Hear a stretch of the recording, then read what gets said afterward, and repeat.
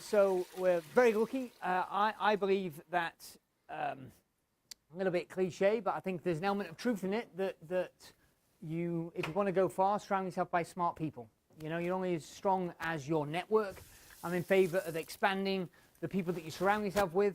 And I was also to meet your next speaker, Steve Bennett, at a gym close by to here. And we just got in a conversation, and it transpired that he had come top of the fast track Sunday Times 100 on a couple of occasions.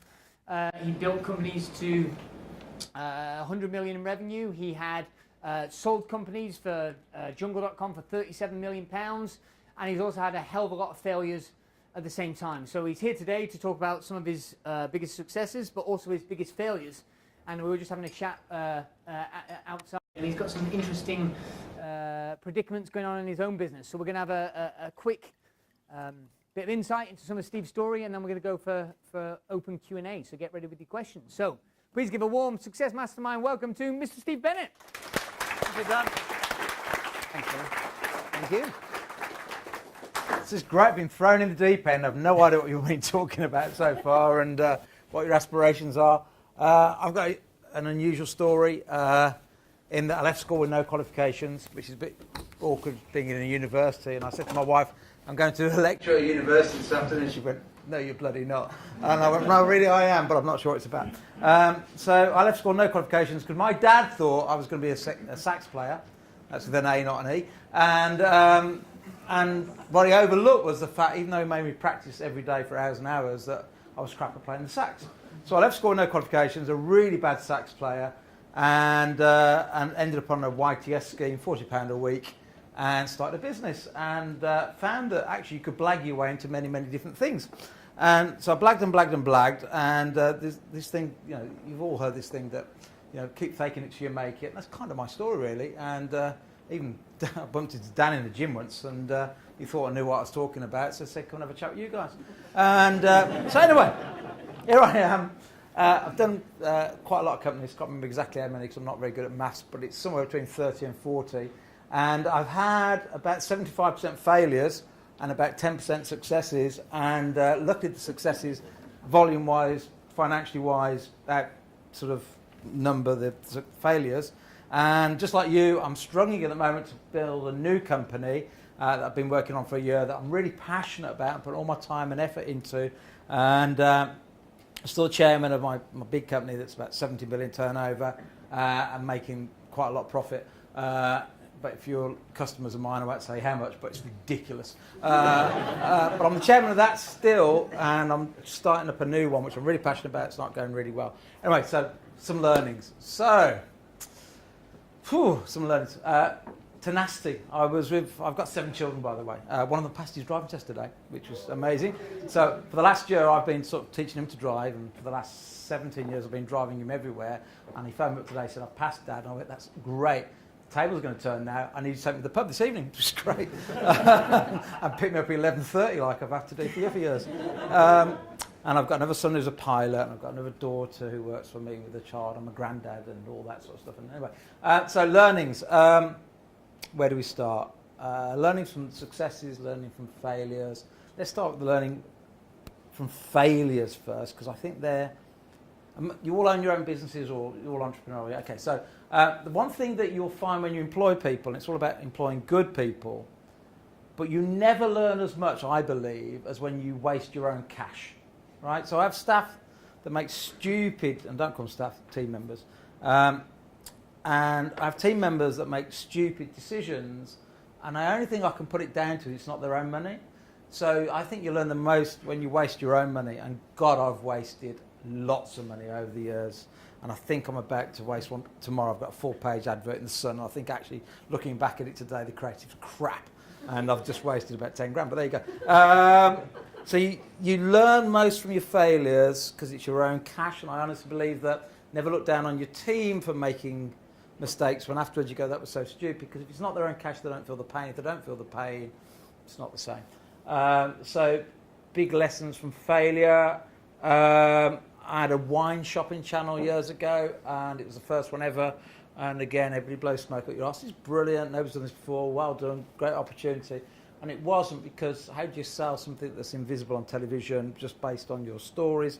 Didn't work. But the big learning on that one was I got confused with Winston Churchill, which is never give up, because it was so obvious for about a year we were just burning cash, and nobody around the board table or my team or myself had an idea how to get out of the mess we were in. And the mess was just simply not a lot of sales, a lot of overheads. And none of us could work out how we were going to move forward. But I was so passionate about selling wine on TV that we just kept going and kept going and kept going. And every board meeting we had, I said, look, Winston Churchill said, never, never, never give up. It's a good lesson there, never give up. And we should never give up. We should be tenacious and keep going and going and going. And but then I learnt a new phrase afterwards, which is don't perfume a pig. and don't perfume a pig means when you realise this is not going to work, you can't perfume a pig. So therefore, there is a time where never give up and don't perfume. You have to call it somewhere. And I'm going through that whole thing at the moment with a business I've just started recently, in that we know it's right, we believe in what we're doing, and yet we still can't seem to make it work, and we get loads of advice, and it's always good to get advice. It's always good to surround yourself with people that are experts in what they do. But there has to be a time when you say, no, enough is enough is enough is enough. And so remember that one, don't perfume a pig.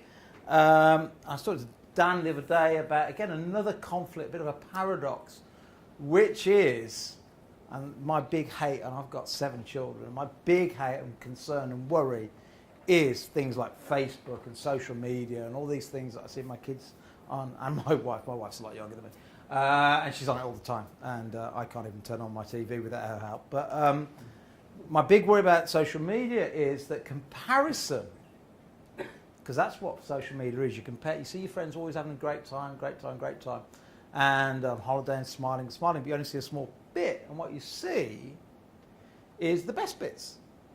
And I think comparison is the theft of happiness.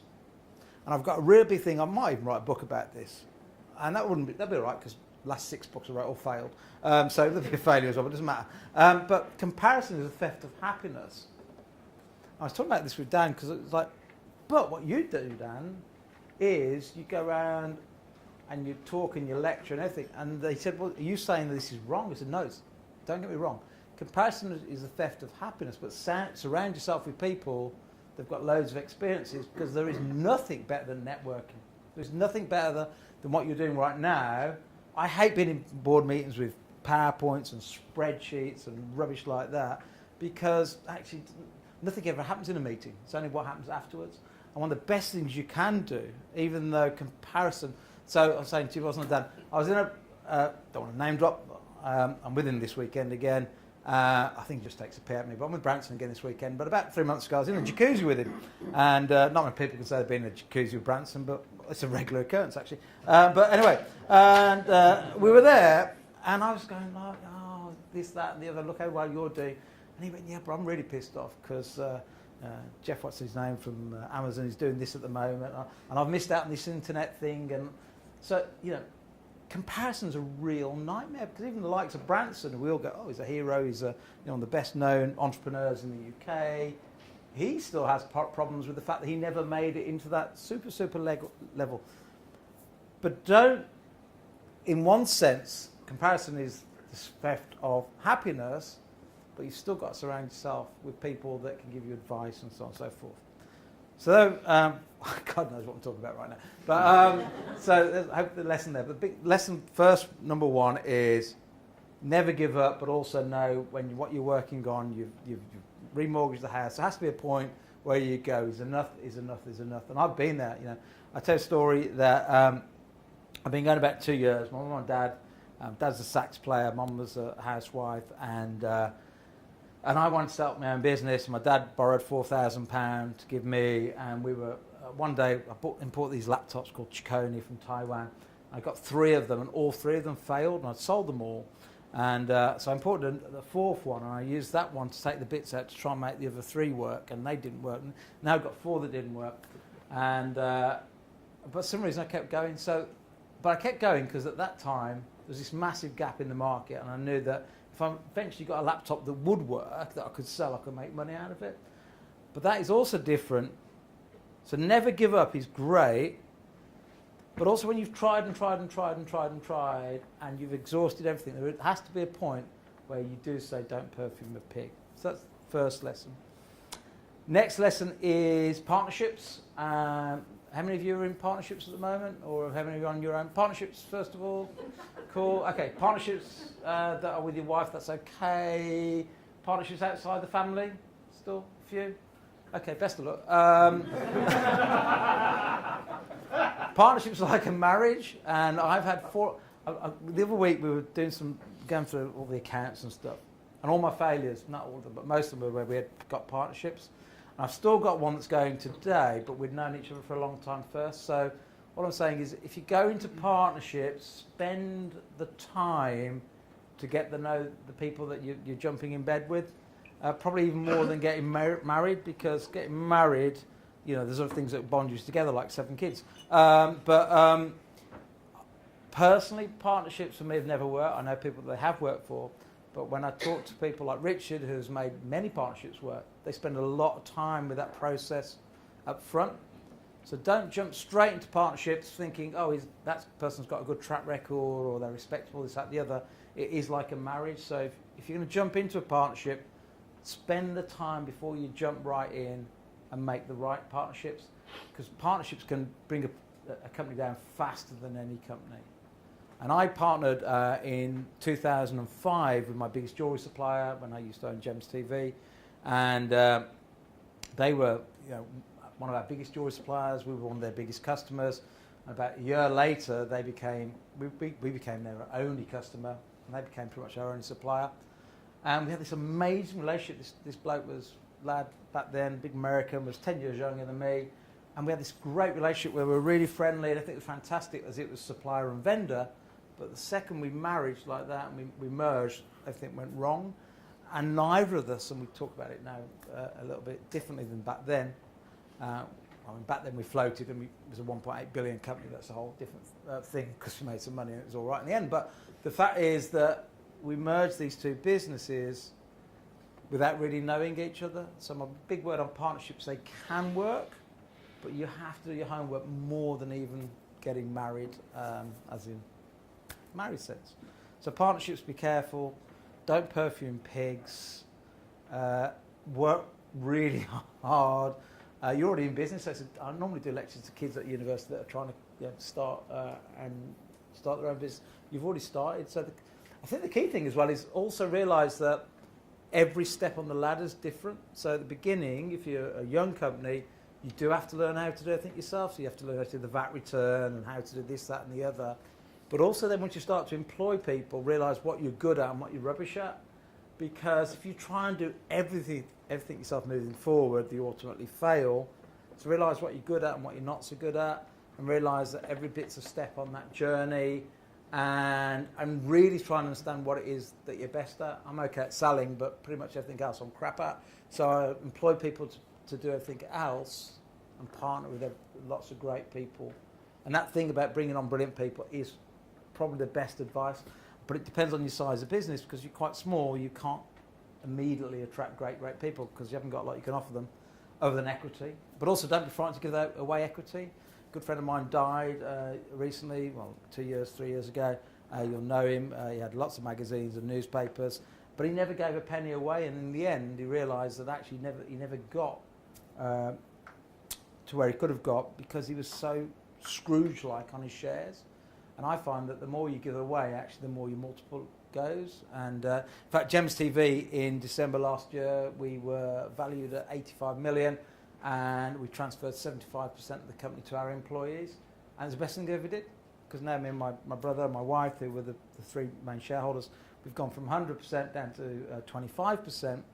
But the team now are working for themselves. And if you ever get the chance to this, it's called an EOT, Employee Ownership Trust. Tax-wise, it's absolutely amazing, because you pay no tax on the amount that you get, and also the employees get £3,500 a year tax-free as a bonus. But never be afraid to sort of give those shares to the right people. But try and do it in such a way it's more of a trust than one-on-one, because some people do let you down, and therefore if you give them hard shares, and of course they can leave, mess you about and no longer be part of the company. But instead of a trust for your team, so it's not the actual individuals that own part of the company, it's a trust on behalf of the employees, then that's magic, because they can come and go, but they're working for themselves in a sense. So don't be afraid to give away shares. Don't perfume a pig. What was the other third bit of partnerships? Be careful with partnerships, and that'll do as a sort of that way going. But what I really prefer to do is ask questions because I've had loads of failures, a few successes, and I love to talk, but I also like to get what you need to know and